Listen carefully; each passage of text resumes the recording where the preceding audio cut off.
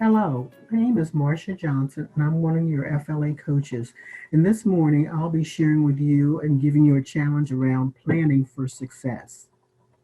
How many of you, when you get a great new idea and someone mentions the word, let's build out a plan and establish a budget, how do you normally feel about that? What words would you use to describe?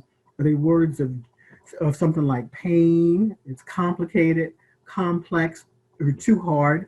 Well, what we want to talk about today is just a way of keeping budgets simple and making sure that our budgets accomplish what we want. So when we get done today, you'll be thinking about budgets and planning with words like joy, like fun, and success. Before we begin, I'd like to just share some words of wisdom about planning, and some of these you may have seen before. But one of my favorite ones is the second one from Warren Buffett, who says, "Someone is sitting in the shade today because someone planted a tree a long time ago." And I just think about how when we plan and we implement things and they come out really well, we're establishing legacy uh, initiatives for our future generations.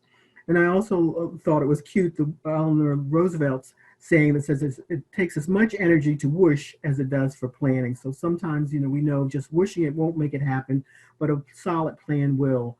And we're all familiar with Luke 14:28, where we talk about building a tower and how a wise person will sit down and estimate the cost to make sure they have enough money and other resources to complete. And that's what our plans provide for us. And then lastly, some words of wisdom about planning come to us from Psalm 20, verse 41, that says, "May He give you the desires of your heart and make all your plans succeed." So when we know we're planning out uh, activities for the building up the kingdom, that we're not just doing them alone, but that God is with us and He will bless our hands. So let's take a look at again some of the major components of a plan. And as I said before, these days, particularly with COVID, I'm all about keeping things simple. So planning just has some major components, and it doesn't have to be complicated or difficult or painful. But when we put together a plan, we want to do something. When we ask some questions like, "What do we want to do, and why do we want to accomplish it?"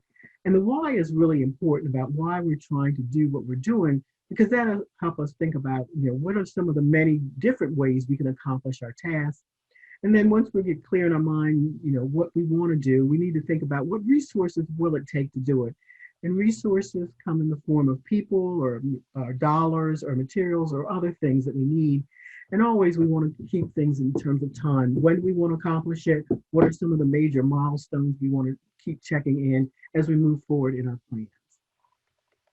And so let's use an example of a wig. So let's say we had a wig, and our wig was to increase service attendance by 4% by the end of 2021. So we have our what, and we have our when, and our why is we want to increase attendance because we believe that it's going to increase the funding for our ministries. So the more people that come, the more funds we'll have for ministry. How are we going to do this? So the how would be one of the ways, and it could be many, but one of them that we're going to work on is we're going to give away $5 Wawa gift cards to people that attend a special Sunday service. The Sunday service will be November 29th, 2020. And a Wawa is just the convenience store for those who don't have the stores in your area. And so what are the resources? So the resources that we'll need will be our outreach ministry team. We're going to need some money, and we're going to need some postcards and some flyers, and of course the Wawa gift cards that we're going to need. So let's take a deep dive on the budget. So one of the things that we're going to need, as we said, our goal is to increase attendance by 4% by the end of the year, and we're going to do this tactic as a launch Visitor Sunday with the $5 Wawa gift card.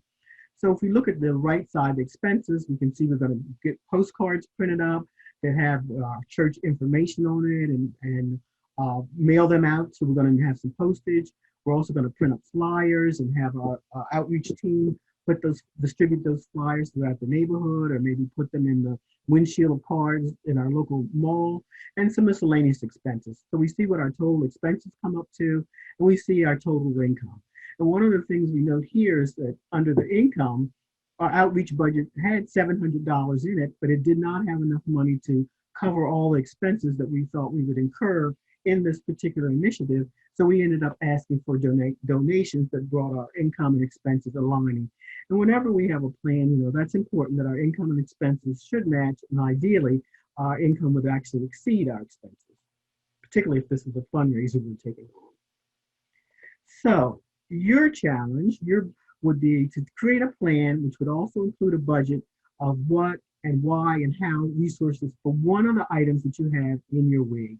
So I wish you best of luck with that. God will help you with your plan, and you'll be carrying this out with a great deal of confidence. Thank you very much.